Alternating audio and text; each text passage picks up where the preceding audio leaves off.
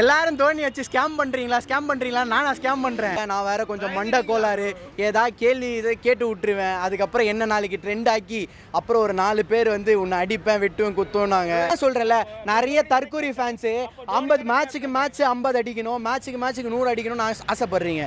RCB fans மெச்சோர்டுன்னு சொல்கிறீங்களே, நீங்கள் எந்த அளவுக்கு மெச்சோர்டுன்னு நான் இப்போ தான் பார்க்குறேன். சொல்லுங்கள், ஆர்சிபி ஃபேன்ஸ் என்ன மெச்சோர்? ருத்ராஜ் கெய்க்வாடை அண்டர் எஸ்டிமேட் பண்ணாதீங்க. இதே ருத்ராஜ் கெய்க்வாடு ருத்ரத்தாண்டும் ஆட போகிறாரு. இல்லை ஆர்சிபி ஃபேன்ஸ் வந்து விராட் கோலியோட கேப்டன்சி இதுக்கு மேலே கேட்பாங்கன்னு வேற நீங்கள் நம்புறீங்களா?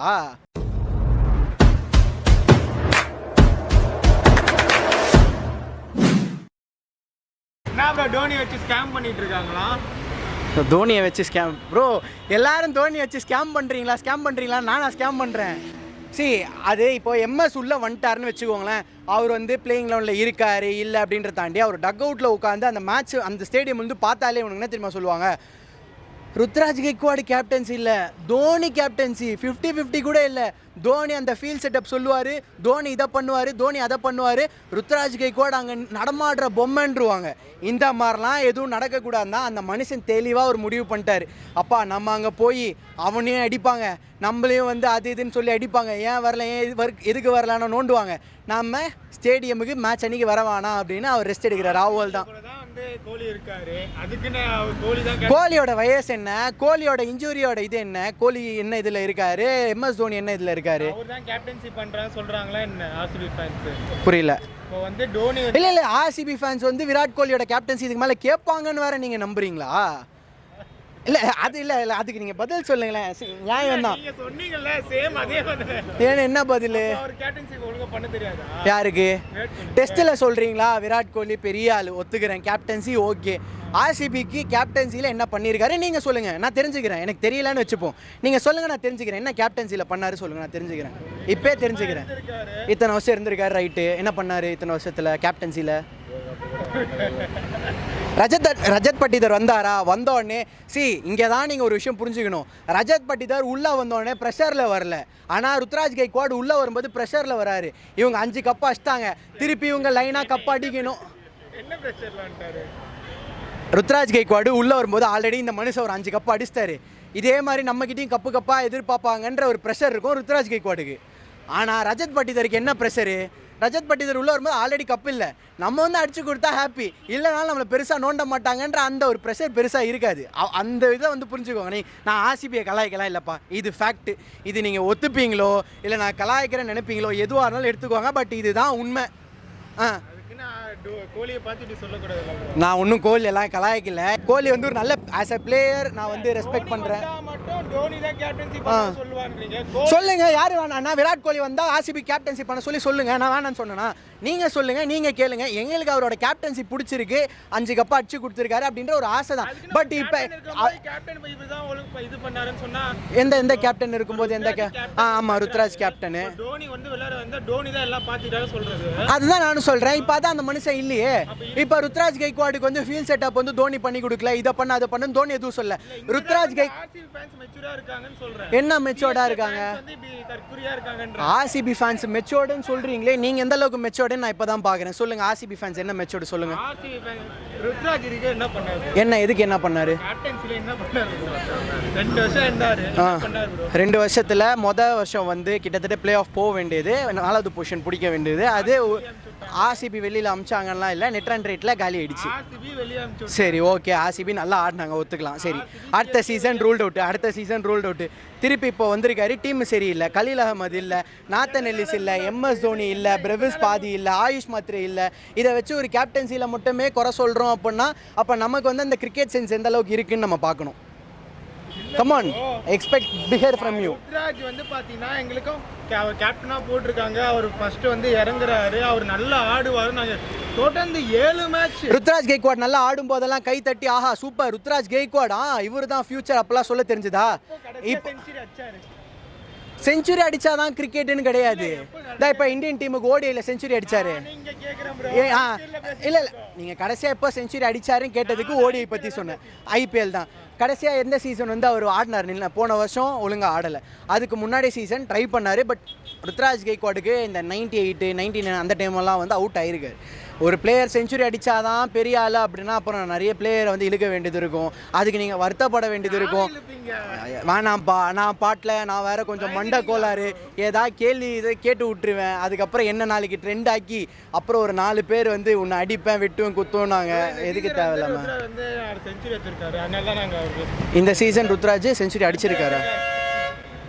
மேட்ச் பார்க்குறீங்களா ப்ரோ? முட்டை கொடுக்குறீங்களே, அப்போ நாங்கள் அப்படி தான் நான் முட்டைலாம் கொடுக்கல, எப்பயும் சொல்கிறேன் ருத்ராஜ் கெய்க்வாட் மேட்சஸ் ஒழுங்காக ஆடல, ஃபார்ம் இல்லை, அதுக்குன்னு ருத்ராஜ் கெய்க்வாட் பிளேயரே இல்லைன்னு சொன்னீங்கன்னா நான் அதை ஒத்துக்க மாட்டேன். பிளேயரே இல்லைன்னு சொல்றேன். வேற என்ன பண்ணிருக்காரு கேப்டன் முட்டை கொடுக்குறீங்க, எல்லா மேட்சும் அப்படிதான் சொல்லுவீங்களா ப்ரோ?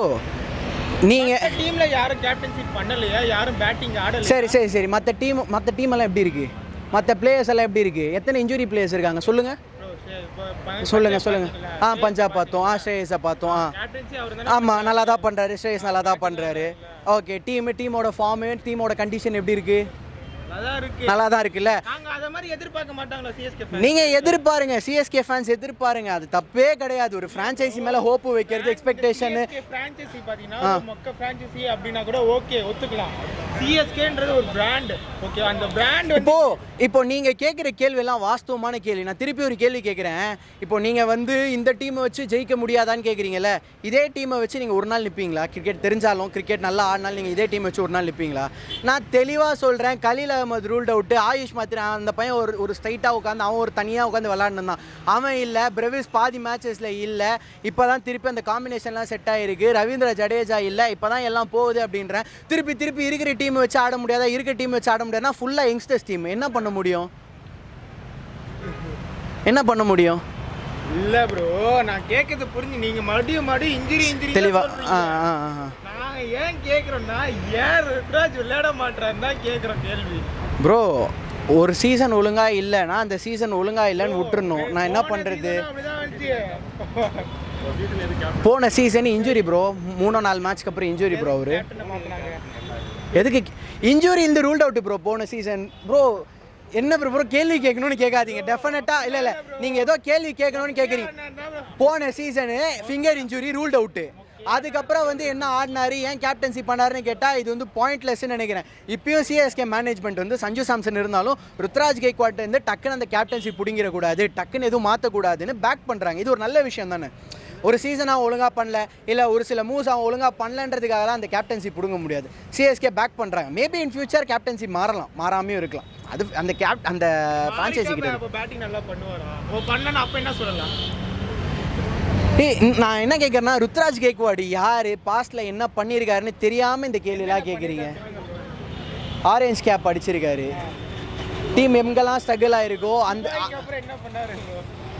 துபாய்க்கு அப்புறம் என்ன பண்ணியிருக்காரா? துபாய்க்கு அப்புறம் இங்கே வந்து ஆடின ஒரு மேட்ச் ஒரு சீசனுக்கு வந்து கப் அடிச்சு கொடுத்தாரு ப்ரோ. 2023 அவர் வந்து ஒரு ஸ்ட்ராங்கான பில்லராக நின்றுருக்காரு ப்ரோ. நீங்கள் அதுதான் சொல்கிறல, நிறைய தற்கூரி ஃபேன்ஸு 50 மேட்ச்சுக்கு 50 அடிக்கணும், மேட்ச்சுக்கு 100 அடிக்கணும்னு ஆசைப்படுறீங்க. அப்போல்லாம் எந்த கிரிக்கெட் பிளேயர்னாலே ஆட முடியாது. சும்மா கேள்வி கேட்கணுமேன்ற இதில் வராது. விளையாட மாட்டாரு. நீங்கள் போய் ஆடுவீங்களா? அத்தனை கோடி கொடுத்து என்ன எடுத்தாங்க, எடுக்கல. அப்போ நீங்கள் ஏன் பேசுகிறீங்க? சரி, ஆசைப்படுறது தப்பு இல்லை ப்ரோ, ஆசைப்படுறது தப்பு கிடையாது.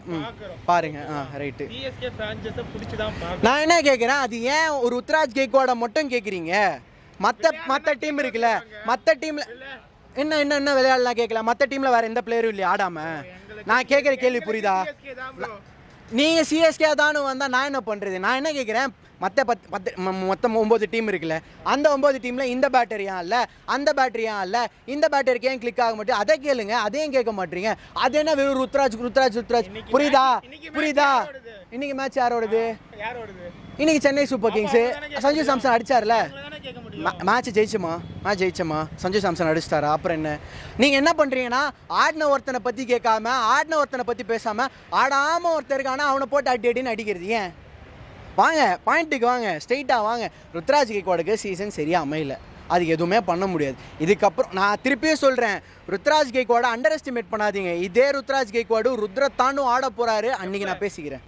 எப்போண்ணா நான் என்ன கடவுளா? இல்லை ருத்ராஜ் கெய்க்வாடோட ஃபுல் மிதை நான் மேனேஜ் பண்ணுகிறேன்னா, ருத்ராஜ் அடுத்த மேட்ச் 100 அப்படிலாம் சொன்னீங்கன்னா ப்ரோ ருத்ராஜ் கேக்வாட் பாஸ்ட்ல என்ன பண்ணியிருக்காருன்னு பாருங்க ப்ரோ, என்னென்ன விஷயங்கள் அவர் பண்ணியிருக்காருன்னு பாருங்க. 1.5 வருஷமா என்ன பண்ணியிருக்காருன்னு பாருங்க. சரி, பாஸ்ட் 1 இயரில் என்ன பண்ணியிருக்காரா ப்ரோ? பாஸ்ட் இயரில் அவர் போன வருஷம் ஃபிங்கர் இன்ஜுரியில் ரூல்ட் அவுட்டு, ஆடவே இல்லை. அதை வச்சு நான் என்ன பேசுறது சொல்லுங்கள். டிக்கெட் கேம்ப் பண்ணுறதுக்காக அப்போ வந்து டோனி கேப்டன் ஆகினாங்க. சரி, அதுக்கு முன்னாடி வந்து என்ன மேட்ச் நல்லா விளையாண்டாரு? என்ன மேட்ச் நல்லா விளையாடு? 2024 என்ன ஆனார்? 2024 எவ்வளோ ரன் அடித்தார் ருத்ராஜ் கேக்வாட்? ப்ரோ 25ல் Ruturaj Gaikwad ruled out bro. பாயிண்ட்லெஸ்ஸாக அதை எடுத்துகிட்டு வராதிங்க, அது ஒரு பாயிண்டே கிடையாது. போன சீசன் 3-4 மேட்ச் ஆடினார். அதை வச்சு என்ன சொல்லணும், என்ன பேசணும்னு நினைக்கிறீங்க? எவ்வளோ ரன் ப்ரோ? கம்மியாக தான் அடித்தார். 3 மேட்ச் விளையாடிக்கலாம்ல, அப்போ நல்லா தானே இருந்தார். மேட்சுக்கு மேட்ச் அடிக்கிறது வந்து எல்லா கிரிக்கெட் பிளேயர்ஸ் அப்படி பண்ண மாட்டாங்க. சரி, நீங்கள் ஏதாவது ஒரு நல்ல ஒரு கிரிக்கெட் பிளேயர் சொல்லுங்களேன். நீங்கள் சொல்கிற கிரிக்கெட் பிளேயரு எல்லா மேட்ச்லேயும் 30-40ன்னு அடிச்சிருக்கணும். அந்த மாதிரி கிரிக்கெட் பிளேயர் பேரை சொல்லிட்டு கேளுங்க. என்ன சஞ்சு சாம்சனையும் பாருங்கள், ஒரு சில மேட்சஸ் 7 ரன் 6 ரன் அப்படி தான் இருந்தார். அதுக்கப்புறம் தான் இப்போ அடிக்கிறாரு. ப்ரோ இதுதான் ப்ரோ, பாயிண்ட்லெஸ்ஸாக வராதிங்க. நீங்கள் என்ன சொல்கிறீங்க, ருத்ராஜ் கேக்வாட் ஆடின 3 மேட்ச் போன சீசன் நல்லா ஆடலை ஏன் கேட்குறீங்கல்ல? எடுத்துன்னு வாங்க, ஒரு பேட்டர் எடுத்துன்னு வாங்க. அந்த பேட்டர் அந்த சீசன்னு கரெக்டாக கண்டினியூஸாக அந்த 40 ரன் 50 ரன் ரேஞ்சிலே அடிச்சிருக்கணும். அப்படி இருந்தால் அந்த பேட்டரோட பேரை எடுத்து வச்சுட்டு பேசுங்க ப்ரோ. அது சென்ஸ்லெஸ் ப்ரோ. ஒரு கிரிக்கெட் பிளேயரு ஒரு சீசன் என்னது விராட் கோலி அப்படி எல்லா பிளேயரும் விராட் கோலி ஆகிட முடியாதுல்ல, எல்லாருமே எம்எஸ் ஆகிட முடியாதுல்ல. ஒவ்வொருத்தர் பிளேயர் தனித்தனியாக இருக்கும். விராட் கோலி ஆக சொல்ல ருத்ராஜ் இருக்க சொல்கிறோம், அவ்வளோதான். கேப்டன் ட்ரெஸ்ஸர்ன்றீங்க வாட் ப்ரோ? சரிதான்.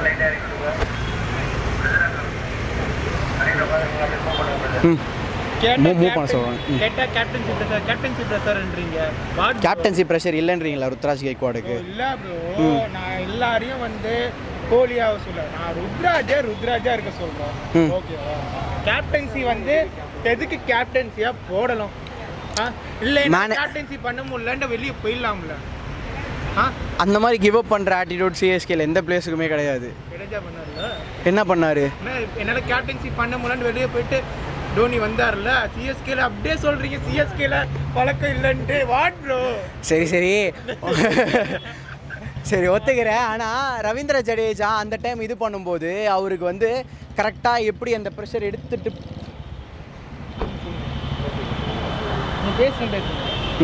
அந்த டைமு ரவீந்திர ஜடேஜா இருக்கும்போது அவங்களுக்கு வந்து பிச் இது கிடையாது. அவங்களோட இது வந்து அந்த இந்தியா அந்த மாதிரி இல்லை, அவங்க அவுட்டரில் இருந்தாங்க.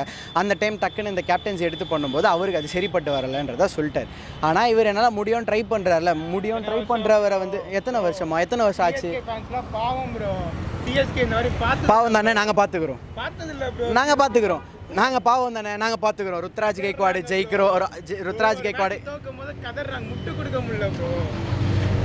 நான் என்ன சொல்கிறேன், ருத்ராஜ் கேக்வாடோட கேப்டன்சி ஆஹா ஓஹோன்றது இல்லை தான், அது ஒத்துக்கிறேன். நான் அது இல்லைன்னா சொல்லவே மாட்டேன். ஆனால் அதே நேரத்தில் அதுக்கேற்ற மாதிரி பிளேயர்ஸ் இருக்கணும். அதுக்கேற்ற மாதிரி பிளேயர்ஸ் இருந்து அப்படி பண்ணால் பரவாயில்ல. நீங்கள் இப்பயும் சொல்லலாம் சிஎஸ்கேல தூபே இல்லையா, சிஎஸ்கேல எம்எஸ் இல்லையா, எம்எஸ் ரூல்ட் அவுட்டு. பிரேவிஸ் இப்போ தான் வந்திருக்காரு. வந்த 3வது 4வது மேட்ச்லேயே நல்லா அடிச்சு கொடுப்பாருன்னு எக்ஸ்பெக்ட் பண்ண முடியாது. விராட் கோலி எப்போ ப்ரோ கேப்டன்சி வேணான்னாரு? எத்தனை சீசனுக்கு அப்புறம் கேப்டன்சி வேணான்னாரு ஆர்சிபிக்கு? இல்லை சொன்னாரா சொல்லியான்னு கேள்வி கேட்குறீங்க. நான் திருப்பி அதே கேள்வி தான் கேட்குறேன், திருப்பி ரிட்டனில் கேட்குறேன். எந்த வருஷம் வந்து சொன்னார் கேப்டன்சி எனக்கு செட் ஆகலை, வேறு யாருக்கா கொடுங்கன்னு எப்போ சொன்னார்? போங்க, அது போய் கூகுளில் போய் ரிசர்ச் பண்ணிட்டு இல்லை ஆர்சிபியோட ஹிஸ்ட்ரியை பார்த்துட்டு வந்து கேளுங்க.